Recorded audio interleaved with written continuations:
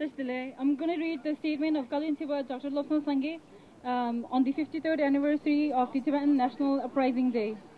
Today, on the 53rd anniversary of the Tibetan National Uprising Day and the 4th anniversary of the 2008 mass protests in Tibet, I offer tribute to the brave people who have sacrificed so much for Tibet. Despite 53 years of occupation by the People's Republic of China, the Tibetan spirit and identity inside Tibet remains unbroken. On this occasion, I pay homage to His Holiness the Dalai Lama for his vision, leadership, and benevolence. I also pay my deepest respect and gratitude to our elders for their contribution and tireless effort that have sustained our movement's growth and dynamism over the past 50 years. 1 year ago, when His Holiness the Dalai Lama announced the transfer of his political power to democratically elected leader, Tibetans were apprehensive and implored him to reconsider. Today, the world recognizes and applauds His Holiness' vision and magnanimous decision. Tibetans are making a smooth transition with the free, fair, and multi-candidate 2011 parliamentary and Khalin Tibet elections that involved exiled and diaspora Tibetans in over 40 countries. I am deeply honored by the spiritual blessings, legitimacy, political authority, and continuity bestowed upon me by His Holiness Dalai Lama. In his statement at my inauguration ceremony on August 8, 2011, His Holiness said, "When I was young, an elderly regent, Tata Rinpoche, handed over Sikyong political leadership to me, and today I am handing over Sikyong to young Lobsang Sangye. In doing this, I have fulfilled my long-cherished goal." I am also enormously moved by the solidarity and endorsements from Tibetan inside Tibet during the elections and since assuming my political post. I have had many deeply moving encounters with hundreds of Tibetans from Tibet as they generously offered their blessings and support. Blessed by the historic transfer of political power from His Holiness, empowered by the mandate received from the people, and buoyed by the support and solidarity from Tibetans inside Tibet, I can say with pride and conviction that the Central Tibetan Administration legitimately represents and speaks for all 6 million Tibetans. Beijing's view that a generational change in leadership may weaken the Tibetan freedom movement has not and will never materialize. The resiliency of the Tibetan spirit, combined with coming generation of educated Tibetans, will provide dynamic leadership and sustain the movement till freedom is restored in Tibet. If the Chinese government claim that Tibetans enjoy freedom and equality are true, then it should allow democratic, transparent, free and fair elections in Tibet. In the 53 years of Chinese occupation, no Tibetan has ever held the party secretary post of the so-called Tibetan Autonomous Region. Chinese hold majority of the decision-making positions in all branches of the government and constitute more than 50% of the public sector workforce. 70% of the private sector enterprise are owned or operated by Chinese. 40% of Tibetan high school and college graduates are unemployed. The Tibet issue concerns far more than the rights and welfare of 6 million Tibetans. It impacts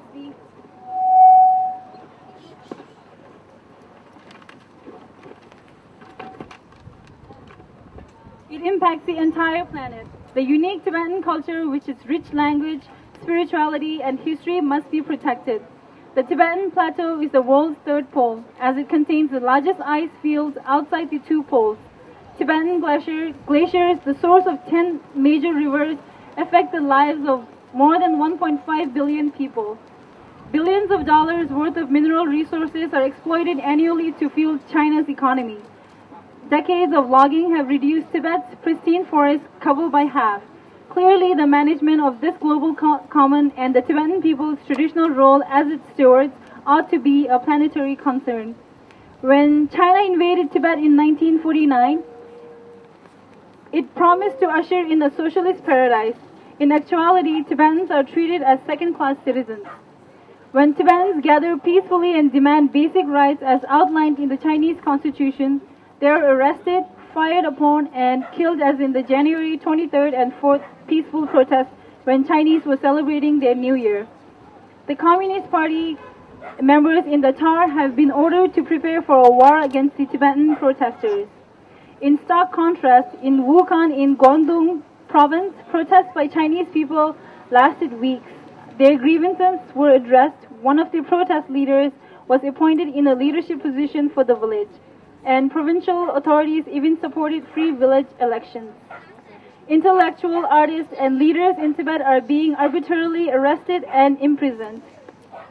Thousands of pilgrims recently returning from India have been detained and many have disappeared. Tibetans, including monks and nuns, are forced to denounce the Dalai Lama and attend patriotic re-education classes. Foreigners and international media are barred from Tibetan areas.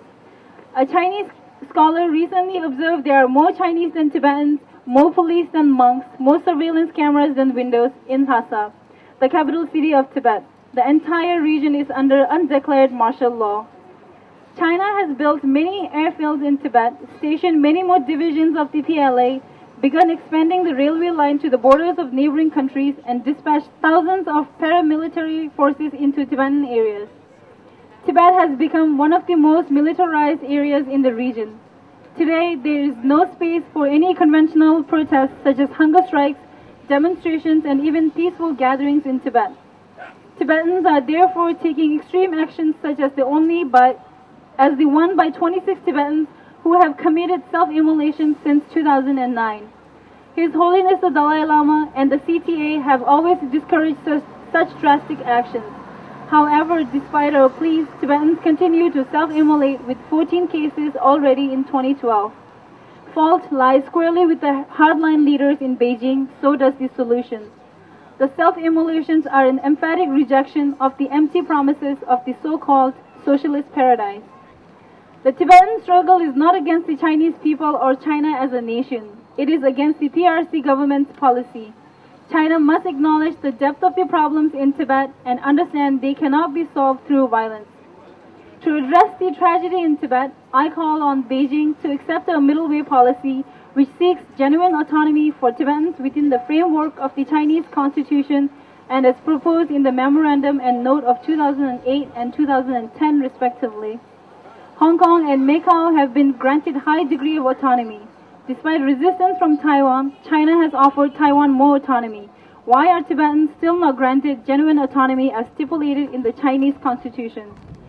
We hope that China's upcoming leaders will initiate genuine change and that they find the wisdom to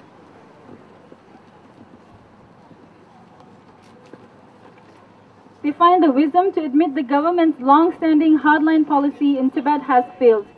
We have chosen to move down a mutually beneficial path even though Tibet historically enjoyed independent status and Tibetans have the right to self-determination according to international law. Concerned Chinese citizens and intellectuals should make an effort to seek the truth and understand why Tibetans are protesting and self-immolating. Dialogue and peaceful resolution to the Tibet issue are in the best interest of China, the Chinese people, and Tibetans.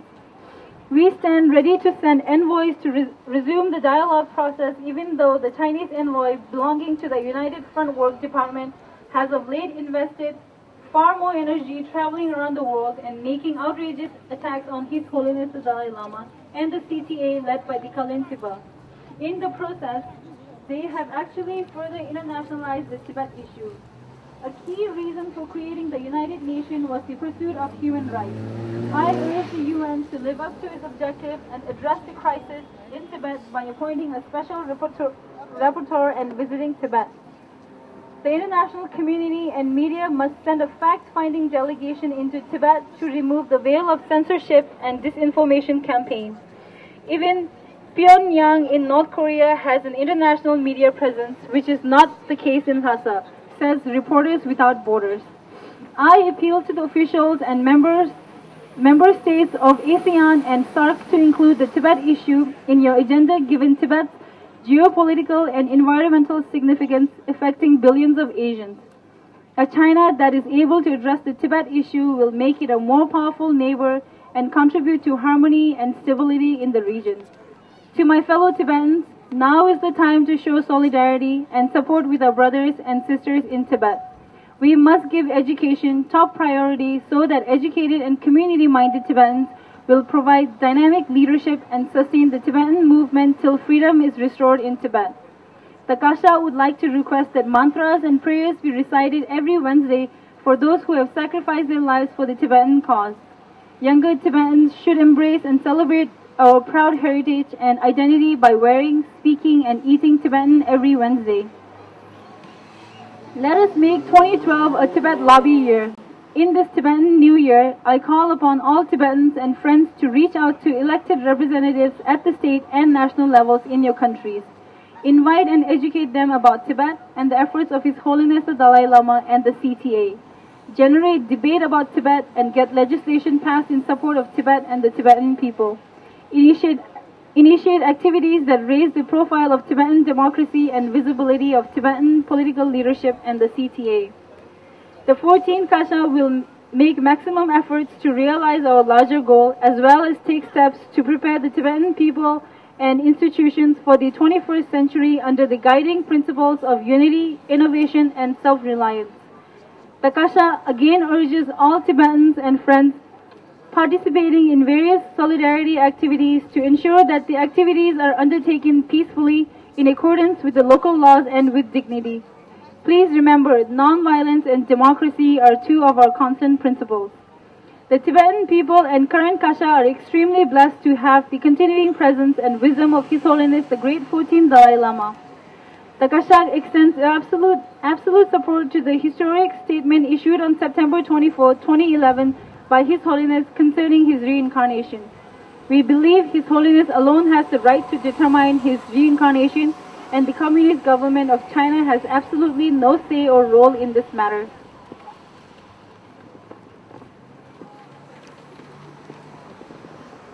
I would like to take this occasion to thank all governments, especially the government of United States and Europe and Asia, organizations, Tibet support groups, and individuals who have supported the Tibetan people.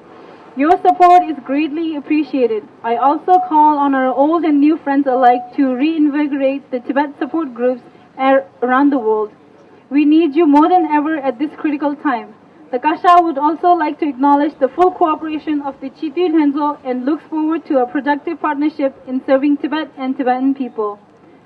I am also happy to express the Tibetan people's deepest and continued gratitude to the government and people of India for their generous hospitality and kindness over the past 5 decades. My appreciation has grown tremendously since becoming the political head of the Tibetan people. Hardik Shukriya. Lastly, to our dear brothers and sisters in Tibet, we would like to say that you are in our hearts and prayers every day. We will walk side by side with you till freedom is restored for Tibetans and His Holiness the Dalai Lama returns to Tibet. I pray for the long life of His Holiness the Dalai Lama. May our long cherished goal of freedom and reuniting in the land of snows be realized soon. Thank you.